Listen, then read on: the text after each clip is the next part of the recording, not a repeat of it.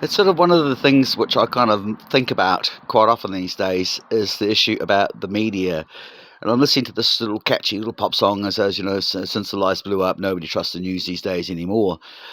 And I feel quite sad about that because, and I've worked as a journalist for 35 years, and it hasn't always been easy because independent media, if you work for the corporate media and you do the stories that you want, you start at the bottom and you end up basically you have to work very hard to get past the fluff stories to start being able to do the stories that you want to do. And me being lazy and who I am, I wasn't really into that. There were lots of things about the corporate media I didn't like, but basically I wanted to kind of get out there and get running. So I became an independent fairly early on, and over the years, it's become, it's sort of an issue where it's like the corporate media is not always perfect, but there was always a kind of a belief that the media had standards and values, and they were the fourth estate, and their job was to call the system into account and to ask those awkward questions, which maybe people with less power didn't have the ability to actually ask. And one of the things I feel in this sort of the environment of post neoliberalism. Is that when it comes to one of the reasons before COVID that we started losing our trust in the media was the media forgot its place. I always have this thing, like, I'm half joking, but I'm half not, which is I'm saying I don't think journalists should be allowed to vote because, by doing so, then they actually show that they've got an inherent bias and you get a conflict of interest. But what I actually mean is that, I've always tried to be deliberately stay apolitical without jeopardizing my morals or my values, and pretty much will let the facts fall where they actually are. Obviously, I'm human, so I probably am not so keen on National and the ACT Party, but I also accepted that the Labour and the Green Party weren't without spots as well. And so when I've reported stuff, I've always been mindful that I've got an obligation to report both sides of the story. It doesn't seem to be the case anymore. Journalists become incredibly party orientated, and so, like, America's a very good example. CNN, if you vote Democrat, if you vote the Democrats, and Fox, if you turn and vote the Republicans. And I mean, and the fact that we sort of accepted that American style of broadcasting again, should have been one of our early alarm bells, because again, it's like, why should news be partisan? The news is the news. There is no fake news. There is no misinformation. There is good news and there is bad news. And I mean good news is information that's delivered to you with verifiable sources by people that you trust because they've built that reputation up and have not squandered it at any particular point.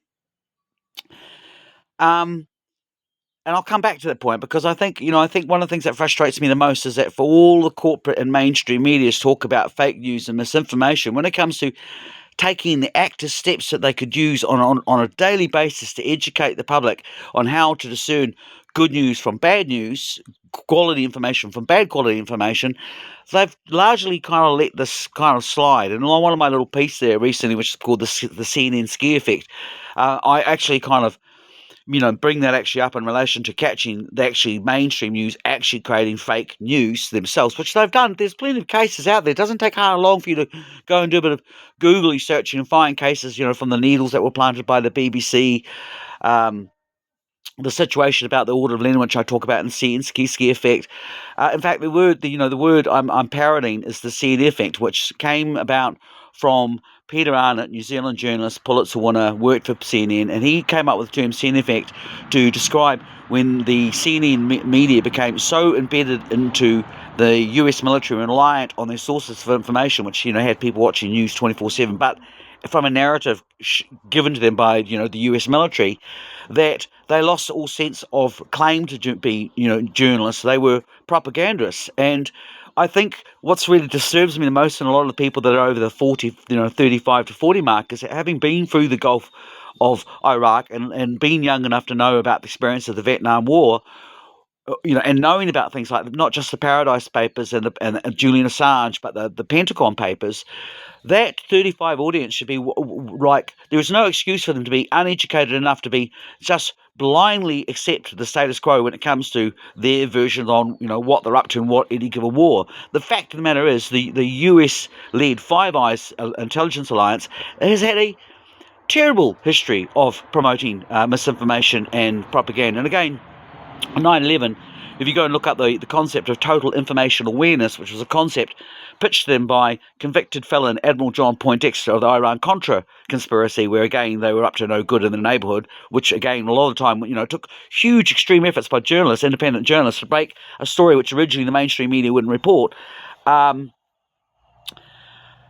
in the case of the US media in general, they can be very sort of go with what the government is, and that's what happened with the Iran-Contra affair. But despite that, we've had the Iran-Contra affair, we've seen that governments do get up to corrupt stuff. We've had the Vietnam War, we've seen the media, Pentagon Papers.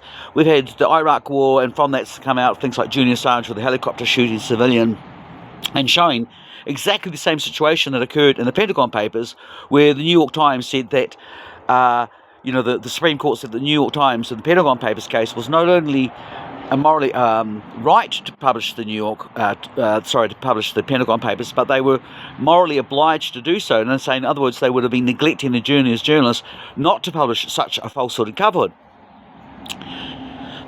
In the case of Julian Assange, he's most probably one of the most glaring examples of the fact of how phony the left-right diatribe is, in terms of you saw him rot in prison and nobody from the Republicans or the Democrats did really anything. And it was only at the last moment that there was a very kind of last moment deal, and that's still, we still don't really know the story about what happened there, but obviously didn't involve Donald Trump.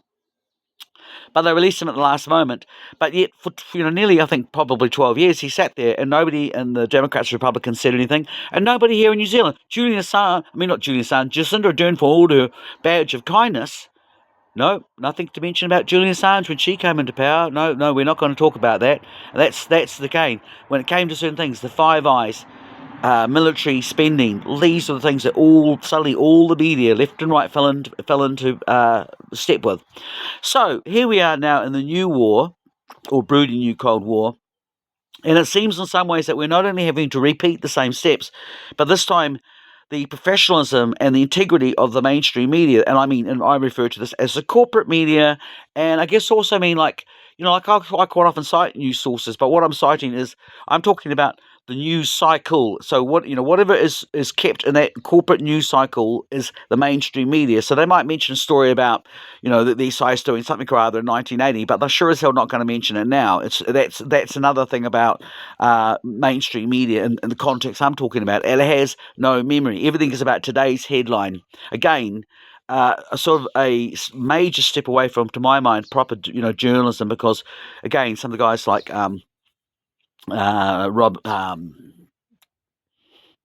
Robert Fisk is a good example. These are guys that would write entire books, and they would give you the news about what's happening now, but they would also take you back into decades in history to give you a full contextual background of the journalism they're doing. We don't see that happen anymore. So the reality is, for me, I guess in conclusion, is that I think the first thing I would like to say is, the mainstream media want to win the people's trust, which they've done a really good job of losing. They need to start kind of really pushing this agenda about what actually is good information. Did it come from multiple sources? Are the sources independent of each other? Were the sources backed up by solid physical evidence? Were there mass witness reports? Or was this, a story that was told by somebody from a guy that they met at a pub? There's a difference, and that's the main thing that nobody is doing, is really bringing home to readers the difference in quality. It's not just good enough to be able to read. You can be smart and collect information, but if you haven't been taught the techniques, you don't know how to discern them information. And that's really what's the difference between being able to understand good information and bad information, is being able to see where all the seams are drawn up and understand how these things connect. Mainstream media could do so much on education on that front. I know they're doing it in Finland, but mostly we're not doing it, and I think mostly it's because then their own readers would start catching them out on tricks that they use themselves, because they have this preach morally, we are the news, we can be relied upon, but they don't actually live up to their own standards. And things like the Broadcasting Authority complaints and procedure, largely it's lined by corporate lobbyists, and it's a joke. There is no independent impartial, and in terms of self-regulation, it's not happening as the media industry gets more and more privatised. Again, we need to understand there's a difference between public media funded by the government, which is perfectly fine as long as the government's, in fact, it's not even perfectly fine, it's necessary and it's essential to the life of independent media, but it must be done so in a way that there are no strings attached. They don't get to dictate. And so, of course, when Labor turned around and did their little trick during the COVID, where they didn't change the tell you what stories to write, but they set what you could write about, they lowered the bar, and all people who supported that and went along with that were really doing themselves a big disservice, because, of course, now our National and ACT can follow suit. Again, we seem to not. In our party partisanship, we approve things that our own parties, not thinking that those parties will actually be voted out, or when new reign comes in, that they can actually also use those rules, which was really set up for weaponisation of politics. So mainstream media could do a lot to do that, and it has to do it because right now we desperately need independent media. We need mainstream media, which is the second part of the situation. The probability is corporate media won't come and sort its act out because it's financially not, its money comes from. Look how many stories you see about the ANZ Bank and doing. I can name you lots of stories about them doing corrupt things, but how many times does that story get thrown into the mainstream, regular narrative to make you people realise that we've got this elephant in the room? No, and then let's switch to who's sponsoring the news. Oh, it's all these banks. Well, how do you think that's ever going to get a fair shake when it's not? It's common sense. Again, why we need public funding. So the independent journalist has to do what the corporate media won't do it. And that means, again, all these people call themselves indie media or influencers. It's not just good enough to turn around and critique or say the bad mainstream media and then turn around and report their very stories almost word for word according to the way you want because you got it from Fox and you're critiquing CNN or vice versa. It's about making sure that you yourself lift up your standards, and so that when we the masses will turn around and look at our algorithms, we don't have to worry, because we're dealing with an educated mass that understands that when you argue your point, you've got to actually be able to factually back it up, and facts actually have a criteria. They must have 2 or 3 things that can support them. Those sources can't come from the same club, and it must have evidence. There's ABCs. It's actually not that hard to put in place. And once you understand those rules and you apply that, then you start to kind of get really good at filtering good information and rejecting. And normally, if you do that without coming in with a bias, it will lead you to the actual truth. However, on the other hand, if you go around looking for information where you selectively pick the facts that you want, because you want people to vote for this way or vote for that way, that's no longer journalism. That is propaganda. And any platform who is endorsing a political party or has members affiliated with a political party is kidding you. And you should be, wise up. And that goes in groups for Facebook groups. That goes for any form of clique or cult. If you don't want to be in a cult, don't join one. Anyway, so that's my little bit to add to the whole issue about the fact that we don't trust the news anymore, and I think this is dangerous, because this is the whole thing. I guess the punchline is that the various groups out there that we fear, the Atlas Network and the military-industrial complex, they don't want they don't want a strong media either. They want you not to be trusting the media. That's why they're out there funding so many different groups, so there are so many contradictory sources of information that, again, a lot of us become just apathetic and we switch off because it's just too much. And yet, at the end of the day, the way to cut through the mustard, as I said, it's really simple. It doesn't matter where your source is coming from, what the affiliations are. If you can say, does the source have 3 sources, and minimally? Are those 3 sources independent of each other? They in no way come back to the same checkbook in any shape or form. Are those sources supported by, again, multiple sources themselves, and multiple sources that have a good, strong chain of evidence, meaning that the chain of evidence is not only large in quantity, but that it is supported by solid reckon. It's physical. You can touch it. You can see it. You can get reports written by experts, notarized to the power of 10. I mean, we know good information when we see it. We just got to learn those rules and start applying it. And instead, if you do that, all these sort of fluff groups will disappear. And I said, unfortunately, I can't control the algorithm. So again, we'll only get probably 100 hits if we're lucky on this. But it's my work diary, and I share it with you. And occasionally I said, I write books and I do radio shows, so I managed to get my message actually out there. And that's, again, what all we can turn around and do is use every single tool in our hands. And sometimes we even have to use the dreaded fake media, which I hate these days. And I think I really just like, to me, it's more of a foe than a friend.